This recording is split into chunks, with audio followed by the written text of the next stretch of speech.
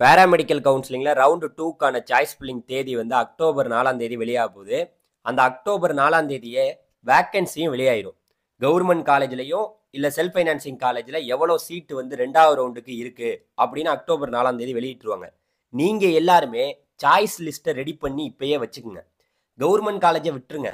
But நீங்க self financing காலேஜுக்கு போற மாதிரி இருந்தா எந்தெந்த காலேஜை நம்ம ஃபர்ஸ்ட் கொடுக்கலாம், சாய்ஸ் லிஸ்ட்ல எந்த காலேஜை கொடுக்கலாம் அப்படின்ட்டு நீங்க ரெடி பண்ணி வச்சுக்கோங்க. உங்களுக்கு நிறைய பேருக்கு சாய்ஸ் லிஸ்ட் எப்படி ரெடி பண்ணணும்னே தெரியாம ஒரு குழப்பத்தில் இருப்பீங்க. எந்த காலேஜை வைக்கலாம், இந்த பிஃபார்ம் கோர்ஸுக்கு எந்த காலேஜ் நல்ல காலேஜ், பிஎஸ்சி நர்சிங்க்கு எந்த காலேஜ் நல்ல காலேஜ், சீட்டு கிடைச்சாவே ஓகே தான், ஆனால் எப்படி அந்த ஆர்டரா வைக்கணுங்கிற ஒரு குழப்பத்தோட நிறைய பேர் இருக்கீங்க. மாணவர்களே, இப்போ வந்து பார்த்தீங்கன்னா இந்த ரவுண்டு 2க்கான வந்து அந்த சாய்ஸ் ஃபில்லிங் தேதி வந்து பார்த்தீங்கன்னா அக்டோபர் 4ஆம் தேதி வெளியிட்டுருவாங்க.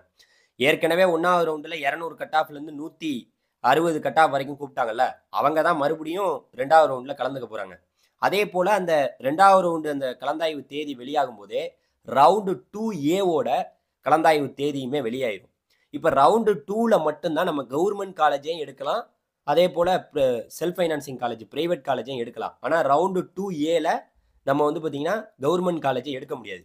இந்த ரவுண்டு 2ஏ இருக்குல்ல, அதில் தான் 160லேருந்து 130 கட் ஆஃப் வரைக்கும் கூப்பிடுவாங்க. இப்போ ரவுண்டு 2ல் வந்து பார்த்தீங்கன்னா ரீஅலாட்மெண்ட் ப்ராசஸும் ஒரு பக்கம் நடக்கும், ரவுண்டு 2ல் சாய்ஸ் ஃபில்லிங்கும் ஒரு பக்கம் நடக்கும். ரவுண்டு 2ல் ரீஅலாட்மெண்ட் ப்ராசஸ்னா, இப்போ ஒரு காலேஜில் போய் அவங்களுக்கு ஒரு கோர்ஸ் கிடைச்சி போய் சேர்ந்துருந்தாங்கன்னா அவங்களுக்கு இப்போ வரப்போகிற அக்டோபர் 4ஆம் தேதி அந்த வேக்கன்சி வரப்போகுதுல்ல, அதில் அவங்களுக்கு பிடிச்ச சீட்டு வந்து கவர்மெண்ட் காலேஜில் இருந்துச்சுன்னா அவங்க ஏற்கனவே சேர்ந்துருக்காங்க தெரியுமா, அந்த காலேஜ்லேருந்து அவங்க சேஞ்ச் ஆக முடியும். இந்த சீட் இங்கே இருக்கக்கூடிய காலேஜுக்கு சேஞ்ச் ஆக முடியும், ஏற்கனவே அவங்க போய் காலேஜில் சேர்ந்துருந்தா.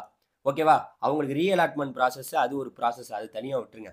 இப்போ மெயினாக மேட்ரு என்னன்னா, ரவுண்டு 2ல் நிறைய பேர் சாய்ஸ் ஃபில்லிங் அந்த செல்ஃப் ஃபைனான்சிங் காலேஜை எப்படி ஆர்டராக வைக்கிறது, பிஃபார்ம் கோர்ஸு பிஎஸ்சி நர்சிங் கோர்ஸுக்கான அந்த சாய்ஸ் லிஸ்ட் ரெடி பண்ணுற வேலையில் இறங்கியிருப்பீங்கன்னு நினைக்கிறேன். நிறைய பேருக்கு அதை பற்றி தெரியல. உண்மையை சொல்ல போனால் உங்களுக்கு வேக்கன்சி வந்து கொடுத்துருவாங்க. ஒரு வேக்கன்சி வந்து பார்த்தீங்கன்னா தெளிவாக வரும். போன வருஷத்துடைய வேக்கன்சி கூட இருக்குது. இந்த பிடிஎஃப் வந்து நான் வீடியோக்கு கீழே வைக்கிறேன், நீங்கள் போய் டவுன்லோட் பண்ணி பாருங்கள்.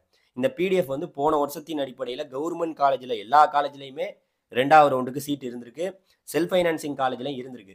ஸோ இப்போ உங்களுக்கு வந்து பார்த்தீங்கன்னா இந்த செல்ஃப் ஃபைனான்சிங் காலேஜில் இப்போ நமக்கு மெயினாக மேட்டர் என்ன, பிஃபார்ம் கோர்ஸ் தான் எல்லாம் ஆசைப்படுவீங்க. பிஃபார்ம் கோர்ஸ் வந்து பெரிய லெவலில் நீங்கள் எல்லாமே ஆசைப்படுவீங்கன்னு எனக்கு தெரியும். ஸோ இப்போ அதுக்கு நம்ம என்ன மாதிரி ஆர்டராக வைக்கணும், காலேஜை எப்படி ஆர்டராக வைக்கணும்னு ஒரு குழப்பம் இருக்குல்ல, அதுக்கு தான் நான் என்ன சொல்ல வரேன்னா, இந்த பிஃபார்ம் கோர்ஸுக்கு வந்து நீங்கள் வந்து ஏற்கனவே போன வருஷம் வந்து எந்த காலேஜில் என்ன கோர்ஸுக்கு வந்து கிடைச்சிருக்கு, ஒரு கட் ஆஃபில் எந்த கட் ஆஃபுக்கு எந்த காலேஜ் கிடைச்சிருக்குன்னு நீங்கள் பாருங்கள். ஸோ பார்த்துட்டு அதன் அடிப்படையில் நீங்கள் இந்த பிடிஎஃப்பும் நான் உங்களுக்கு தர்றேன். இப்போ நான் காமிக்கிறேன் பார்த்தீங்களா, இந்த பிடிஎஃப்பையும் நான் டிஸ்கிரிப்ஷனில் தர்றேன். இதை ஓப்பன் பண்ணி பாருங்கள். போன வருஷம் 199 கட் ஆஃப்லேருந்து கடைசியாக போன வருஷத்தின் அடிப்படையில் அதே 160 கட் ஆஃப் வரைக்கும் இருக்கக்கூடிய மாணவர்கள் எந்த கல்லூரியில் போய் சேர்ந்துருக்காங்க அப்படிங்கிற விவரங்கள்லாம் பார்த்து அதன் அடிப்படையில் நீங்கள் கரெக்டாக சாய்ஸ் லிஸ்ட்டை வைங்க. ஒரு நல்ல காலேஜ், அதாவது வந்து பார்த்தீங்கன்னா உங்களுக்கு ஃபீஸ் வந்து பார்த்தீங்கன்னா எல்லா ப்ரைவேட் காலேஜ் செல்ஃப் ஃபைனான்சிங் காலேஜ்லேயும் ரொம்ப அதிகமாக சொல்லுவாங்க. நீங்கள் அதெல்லாம் பார்த்து பயப்பட தேவையில்ல. ஏன் சொல்ல வரேன்னு கேட்டிங்கன்னா, ஃபஸ்ட்டு வந்து உங்களுடைய சீட்டு எல்லா காலேஜ்லேயுமே எக்ஸ்ட்ரா மேனேஜ்மெண்ட் கோட்டாவில் நிறைய சீட்டை போட்டு வச்சுருக்காங்க, பிஃபார்மு நர்சிங்லாம். ஸோ நீங்கள் வந்து உங்களை எப்படியாவது சீட்டு கவர்மெண்ட்டில் கிடைச்சாலும் உங்களை எப்படியாவது சேர விடாமல் பண்ணணும்னு நிறையா வேலைகள் பார்ப்பாங்க. நீங்கள் என்ன பண்ணுறீங்கன்னா, ஒரு பிரச்சனையும் இல்லை, சீட்டு கிடைச்சதுக்கப்புறம் தைரியமாக போய் நீங்கள் காலேஜில் சேரலாம். மாணவர்கள், உங்களுக்கு வந்து ரிஜிஸ்ட்ரேஷன்லேருந்து உங்களுக்கு 2வது ரவுண்டுக்கான எல்லா விவரங்களும் வெளியாகும். வெளியாகும்போது நான் தெளிவாக சொல்கிறேன். வேறு ஏதாவது கேள்விகள் இருந்தாலும், வேறு உங்களுக்கு குழப்பங்கள் இருந்தாலும் வாட்ஸ்அப் குரூப் உங்களுக்காக ஆரம்பிச்சிருக்கேன். அந்த வாட்ஸ்அப் குரூப்பில் நீங்கள் ஜாயின் பண்ணிக்கோங்க. கவலையே பட வேணாம். உங்களுக்கு வந்து பார்த்தீங்கன்னா பிஃபார்ம் கோர்ஸ் கட்டாயமாக சீட்டு எல்லாருக்குமே கிடைக்கும். போன வருஷத்துலேயே வந்து பார்த்தீங்கன்னா பிஃபார்முக்கு எவ்வளோ சீட் இருந்தது தெரியுமா, நிறைய சீட்டு வந்து அவைலபிளாக இருந்தது. அதில் வந்து 5259 சீட்டு இருக்குது பிஃபார்முக்கு. ஸோ இதுதான் இங்கே மெயினாக பார்க்க வேண்டியிருக்கு. அதனால் வந்து பிஃபார்மாக இருக்கட்டும், பிஎஸ்சி நர்சிங்காக இருக்கட்டும், போன வருஷத்தின் அடிப்படையில் நிறையா சீட்டு வந்து பார்த்திங்கன்னா அவைலபிளாக இருந்தது.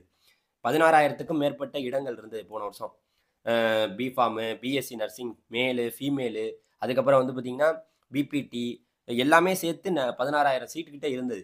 அது மாதிரி இந்த வருஷம் சீட்டு இருக்கும், கவலைப்படாத வேணுங்க. 2வது ரவுண்டாக இருக்கட்டும், 2வது ரவுண்டில் ஏஆ இருக்கட்டும், 2வது ரவுண்டில் பிஆ இருக்கட்டும், மாப்பப் கவுன்சிலிங் வரைக்கும் உங்களுக்கு சீட்டு கிடைக்கிறதுக்கு என்னென்ன உதவிகள் பண்ண முடியுமோ நம்ம சைட்லேருந்து உங்களுக்கு பண்ணுவோம். தொடர்ந்து நம்ம சேனல் நீங்கள் சப்ஸ்கிரைப் பண்ணி வச்சுக்கோங்க. ப்ளஸ் நம்மளுடைய வாட்ஸ்அப் குரூப்லையும் ஜாயின் பண்ணிக்கங்க. நன்றி.